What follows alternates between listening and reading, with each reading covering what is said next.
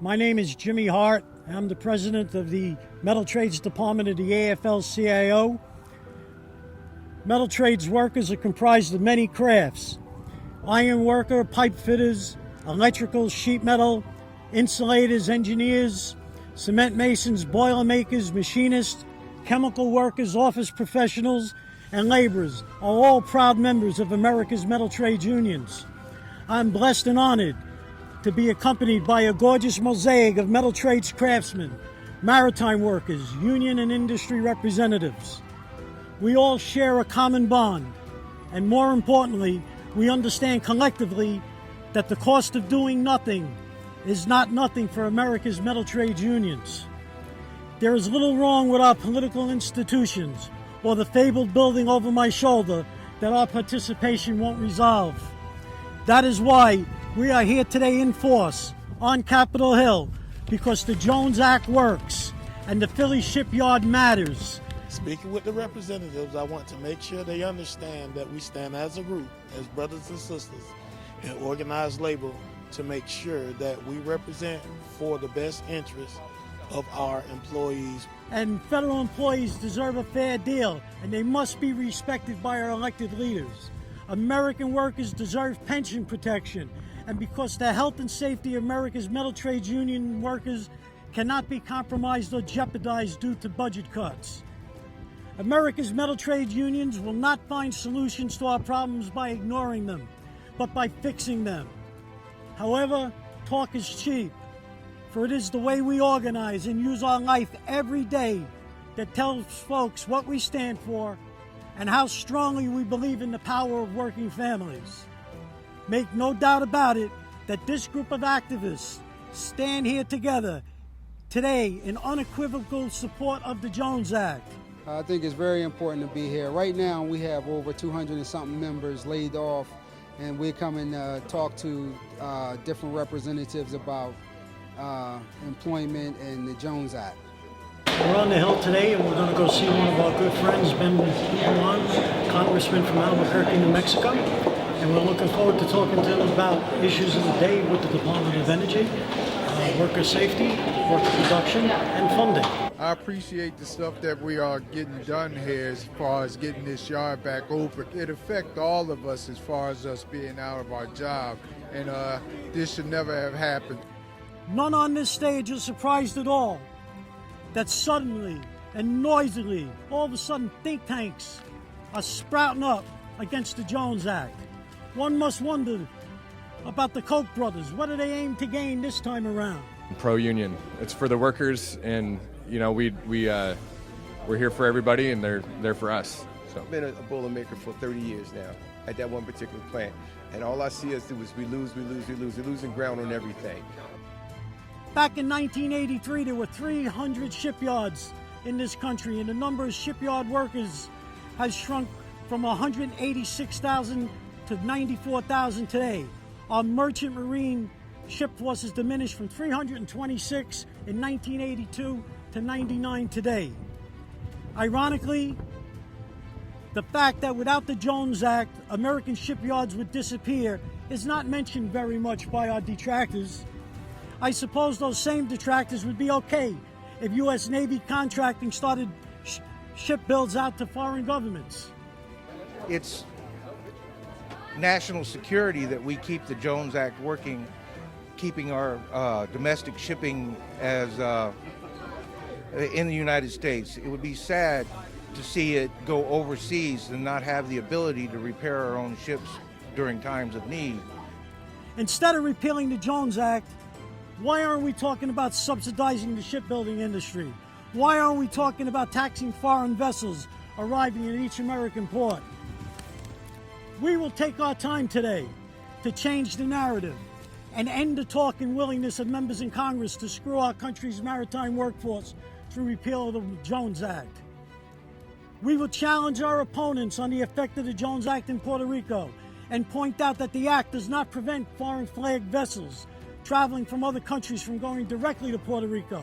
In fact, nearly 2/3 of the vessels that call on the port of San Juan are foreign flagged.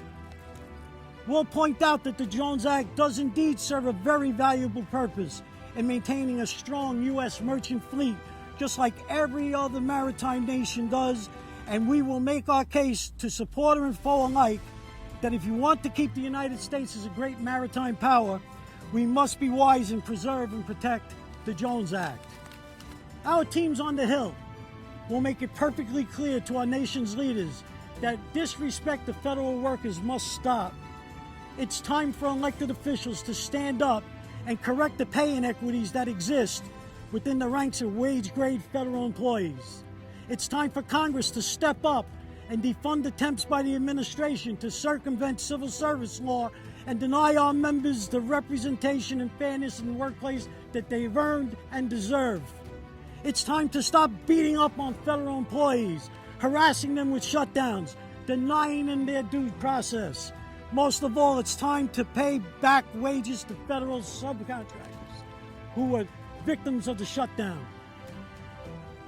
A pension is workers' money, and they deserve each and every penny that they earned. We will not tolerate and will challenge any contractor and a government who supports contractors not committed to living up to their retirement commitments. In our world, a handshake and a contract is a sacred bond, and we expect our government to respect that. It's time for America's metal trade unions to stand tall and shout out for all to hear that we will not stand or further allow partisan politics to distract from good public policy and how we address workers' issues as a nation. It's time to start respecting workers again. The members of America's metal trades unions are committed to the completion of the mission. It's time to respect America's maritime trades and metal trades workforce and the industry that they serve so well.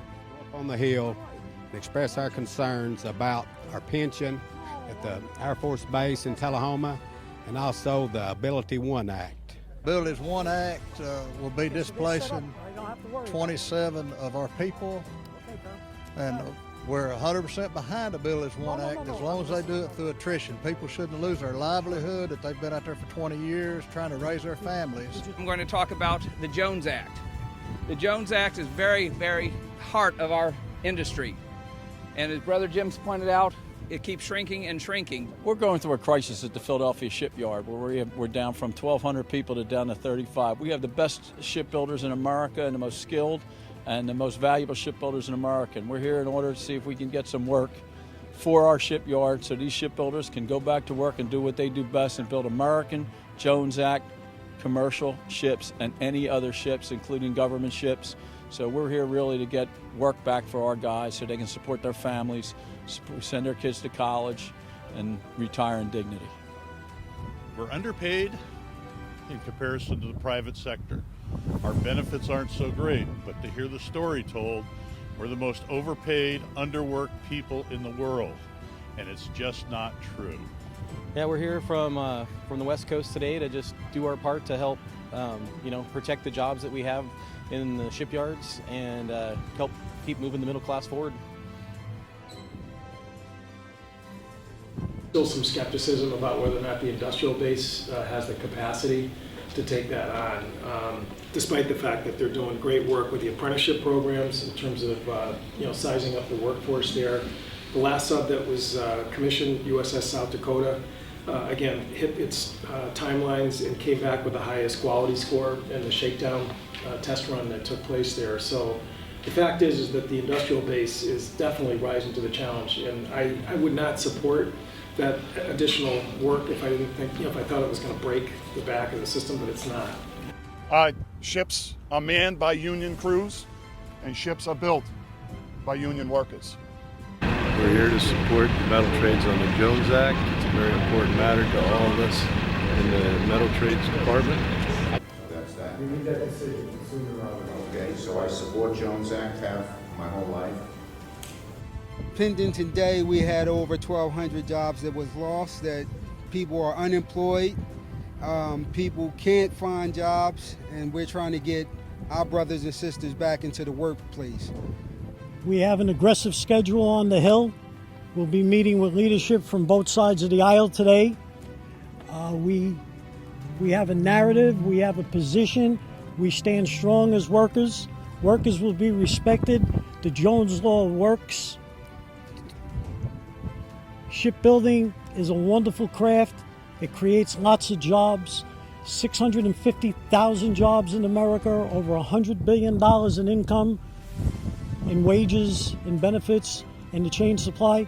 So we got a lot of work to do on the Hill, and I got the team to do it. You know, enough is enough.